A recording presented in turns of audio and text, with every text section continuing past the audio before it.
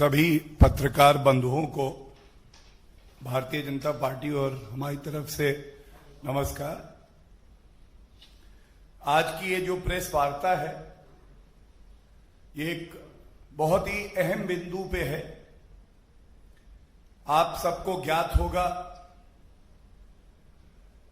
2 मई के बाद पश्चिम बंगाल में जिस तरह से हिंसा हुई है, निर्दोष नागरिकों को मारा गया, उनकी हत्या की गई, महिलाओं के साथ दुराचार किया गया और ऐसा लगता है जैसे पश्चिम बंगाल में आज संविधान का नहीं, एक व्यक्ति विशेष का राज है। ममता बनर्जी जी ने अपनी आंखें बंद कर ली और उन्होंने टीएमसी के जो अराजक तत्व हैं, जो गुंडे हैं, उनको खुली छूट दे दी। उन्होंने कहा कि अगर किसी नागरिक ने पश्चिम बंगाल में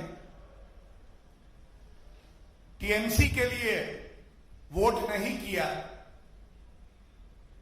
तो इसका परिणाम तो उसको भुगतना हो।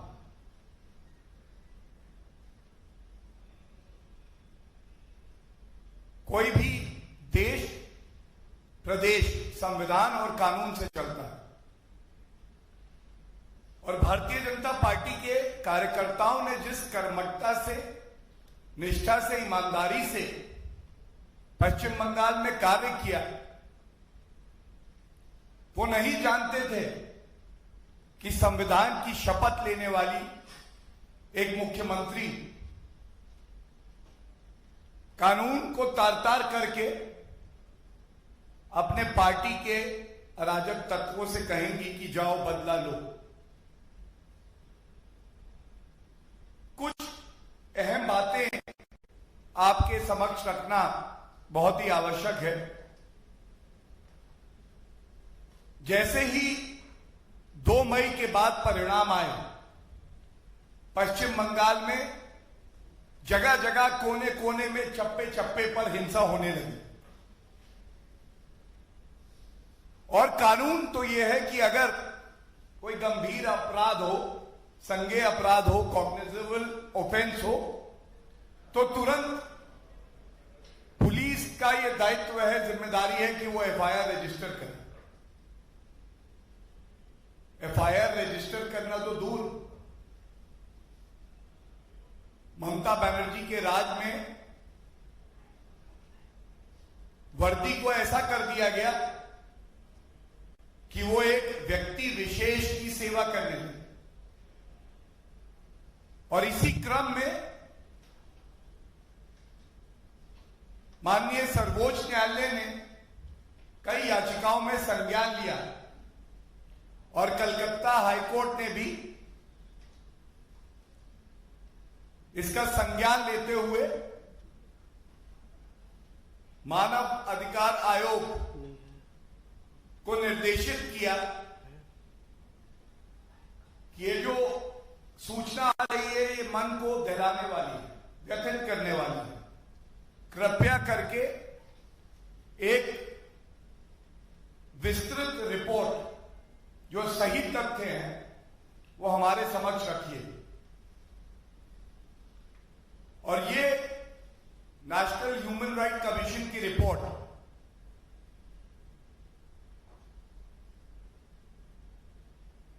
13 जुलाई को न्यायालय के समक्ष रखी गई।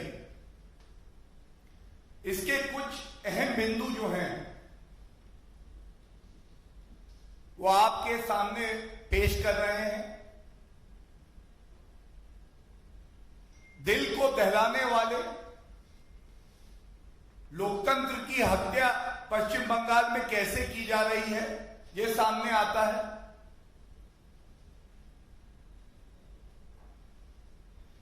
1979 कंप्लेंट्स रिसीव हुई मानवाधिकार आयोग को। 15,000 हमारे भाई बहन ऐसे हैं पश्चिम बंगाल में जो प्रताड़ित किए गए। 15,000। और बड़े भारी मन से, बहुत दुख से आपके समक्ष ये बात रख रहा हूं। सोचिए क्या गुंडा राज है, कानून व्यवस्था ध्वस्त हो रखी है कि करीब करीब 8,000 ऐसे लोग जिन्होंने हिंसा करी, दुराचार की, जिन्होंने हत्या की, उनके खिलाफ कोई कार्रवाई ही नहीं हुई। मतलब कानून का पहिया जो चलता है वो एफआईआर होने के बाद चलता है। पहिया चलने की बात तो छोड़ दीजिए, एफआईआर नहीं रजिस्टर हुई। और ये जो करीब 8,000 ऐसे दुष्कर्मी हैं, इनमें केवल 3%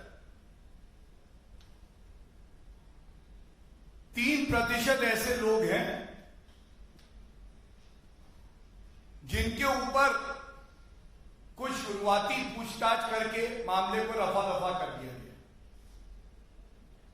97% तो इनमें ऐसे हैं जो अभी भी खुला घूम रहे हैं। इस रिपोर्ट में एक बात और कही गई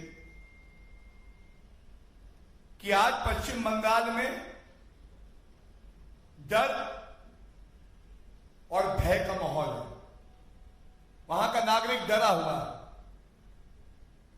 और ऐसा इसलिए है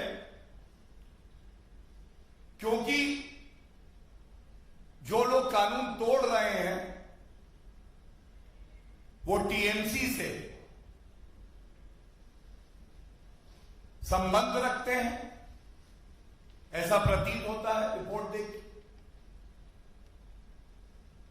उनको पॉलिटिकल पेट्रोनेज मिल रहा है, राजनीतिक संरक्षण मिल रहा है। पुलिस जो है अपनी जिम्मेदारी का निर्वहन करने में पूरी तरह से असमर्थ रही, फेल हुई। और रिपोर्ट के कुछ अंश जो हमें पता चले, मीडिया में आए, तो यह भी कहना गलत नहीं होगा कि this was state sponsored violence. जिस सरकार को जनता का सुरक्षा कवच बनना था, अपराधियों को जेल में डालना था, वो सरकार अपराधियों के साथ जाके खड़ी हो जाती। ममता बनर्जी जी को इस बात की चिंता नहीं कि आम नागरिक प्रताड़ित हो रहा है। और दुख की बात यह है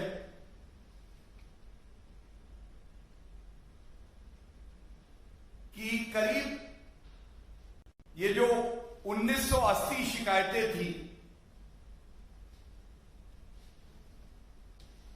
इन पे भी जो डीजीपी हैं पश्चिम बंगाल के, उन्होंने त्वरित कार्रवाई कानून संगत तरीके से नहीं करी।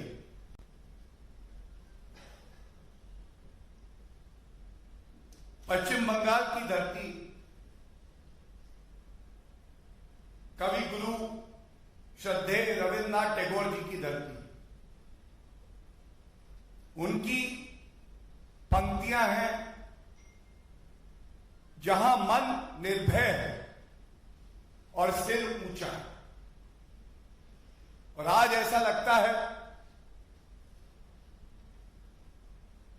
पश्चिम बंगाल की हालत यह है जहां मन में भय है और हमारा शीश, हमारा सर शर्म से झुका हुआ। ममता बनर्जी जी, आपको इस रिपोर्ट का संज्ञान लेना चाहिए और इस रिपोर्ट में जो एक मुख्य बात और कही गई है कि एक निष्पक्ष जांच जिससे जनता का विश्वास जीता जाए, यह आपके प्रदेश में पुलिस द्वारा संभव नहीं है।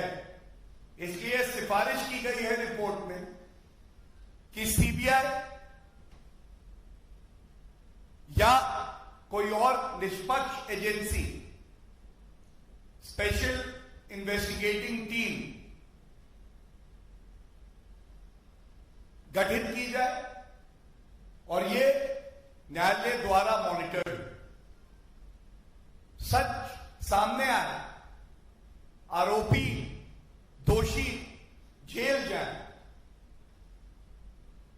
जनता का विश्वास पुनः जीता जाए। और हम ये जो रिपोर्ट है जिसके अंश मैं आपके समक्ष रख रहा हूं, इसका स्वागत करते हैं, क्योंकि इसके जो और मुख्य बिंदु हैं, यही बात भारतीय जनता पार्टी के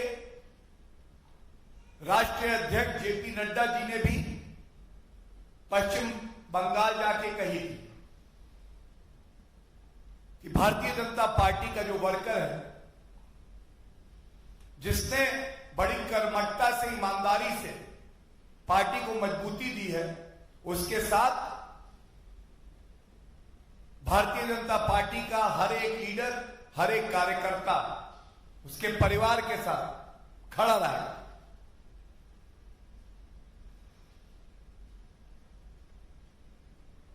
इस रिपोर्ट में कहा गया है कि वहां के हालात दिन पर दिन और बिगड़ रहे हैं।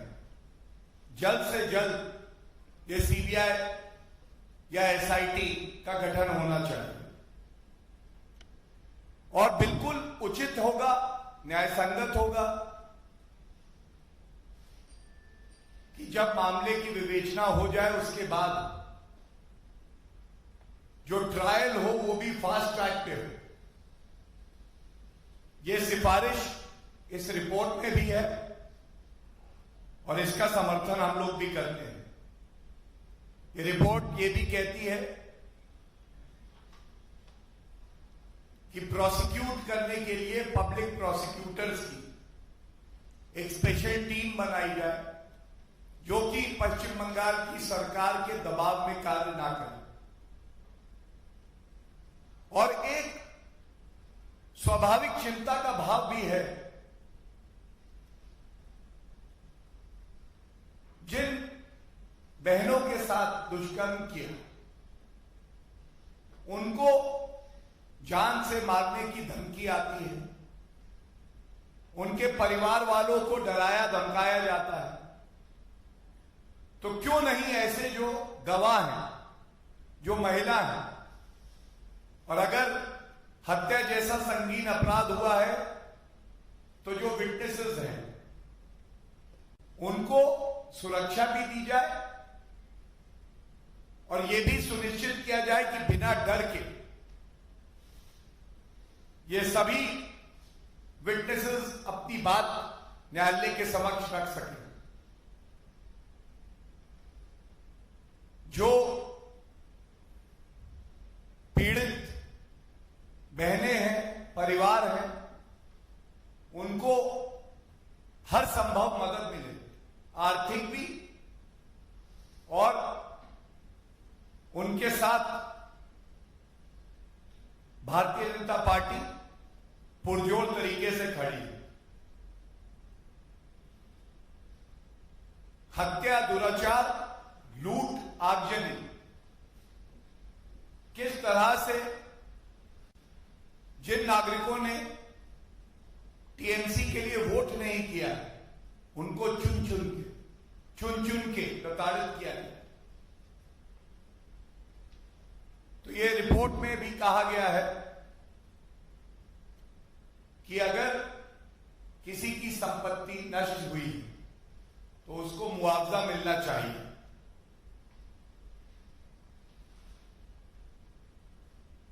ममता बनर्जी जी की एक विशेष आदत है, संवैधानिक संस्थाओं में उनका विश्वास नहीं होता है।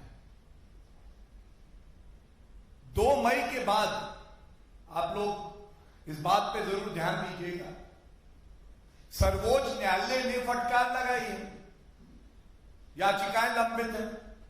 कलकत्ता हाईकोर्ट ने फटकार लगाई है।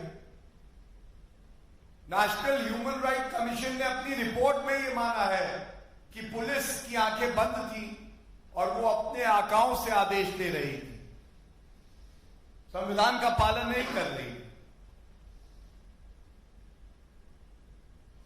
2 जुलाई को कलकत्ता हाईकोर्ट ने यह माना कि बंगाल में विधानसभा चुनाव के बाद हिंसा हुई,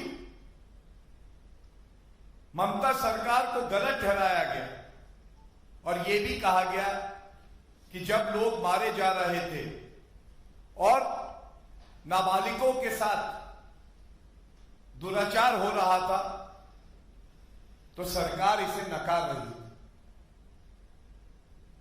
जो सरकार ये मानने के लिए तैयार नहीं है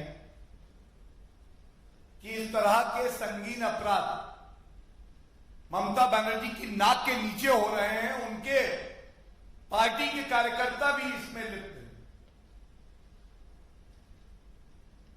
हैं। ऐसी सरकार और ऐसी नेत्री जनता को क्या इंसाफ दिलाएंगे?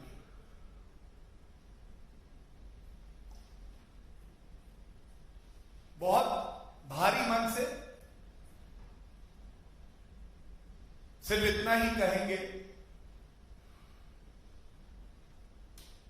कि हो सकता है ममता बनर्जी जी की अपनी राजनीतिक महत्वाकांक्षाएं हों, वो हमारे पार्टी के जो वरिष्ठ लीडर हैं उनसे नफरत करती हूं, हमारे कार्यकर्ता उनको नहीं भाते हैं, जय श्री राम का नारा भी लगे तो आपको नफरत है। लेकिन ममता बनर्जी जी, जिस संविधान की आपने शपथ ली, उसकी एक मूल भावना को हर पल, हर घंटे, हर दिन याद करिए। जब आप मुख्यमंत्री हैं तो आपकी जिम्मेदारी हर उस व्यक्ति के प्रति है जो हमारे देश का नागरिक है और पश्चिम बंगाल में रहता है। उसने किसके लिए वोट किया, उसकी विचारधारा क्या है, इससे कोई फर्क नहीं पड़ता है। और जिस तरह से आज पश्चिम बंगाल में अराजकता का राज है, कानून व्यवस्था ध्वस्त है, नागरिकों को प्रताड़ित किया जा रहा है, गुंडों का राज है, यह मन को विचलित कर देता है। और भारतीय जनता पार्टी का यह कर्तव्य है, पश्चिम बंगाल की जनता ने हमें वहां विपक्ष की एक अहम भूमिका दी है। हर क्षण, हर पल, हर सांस में समर्पित रहेंगे, पश्चिम बंगाल की जनता की सेवा करते रहेंगे और ममता बनर्जी जी आपको आईना बार बार दिखाएंगे। अगर आईने में अपनी सरकार की सूरत ठीक ना लगे तो यह समझ लीजिएगा कि सुधार लाने की आवश्यकता है। और वो दिन भी आएगा, न्यायालय अपना काम कर रहे हैं। भारतीय जनता पार्टी ने हमेशा संवैधानिक संस्थाओं का, कानूनी संस्थाओं का सम्मान किया है, लेकिन एक के बाद एक के बाद एक के बाद जब supreme court, high court, national human right commission, national commission for women सब कहने लगे कि बंगाल में मानव अधिकारों का हनन हो रहा है, तो ये बहुत बड़ी चिंता की बात है।